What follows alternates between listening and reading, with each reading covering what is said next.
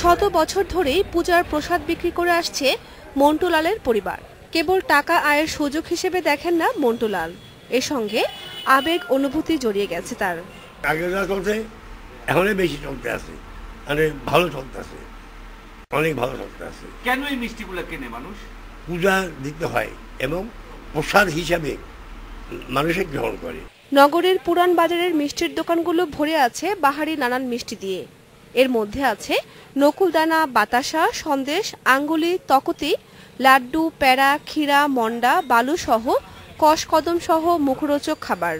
নগরীর ৩০টি দোকানে অন্তত ২০০ কারিগর দিনরাত ব্যস্ত সময় পার করছেন মিষ্টি তৈরিতে। এবারে অন্তত ২০০ মণ প্রসাদ বেচাকেনার আশা করছেন দোকানিরা। এটা বানাতে তো প্রচুর খাটাখাটি, নকুলের সবচেয়ে খাটনি বেশি। কিরকম? ৩-৪ জন লোকের প্রয়োজন হয় একটা নকুল বানাতে হলে, পাক নকুল দিতে হলে। দুর্গোৎসবের জন্য কেনাবেচা হলেও এসব পণ্যের ক্রেতা কোনো নির্দিষ্ট ধর্মের লোকেরা নন। মিষ্টান্নের স্বাদ নিতে সব ধর্ম বর্ণের লোকজনই কিনছেন এসব মিষ্টি। Independent news.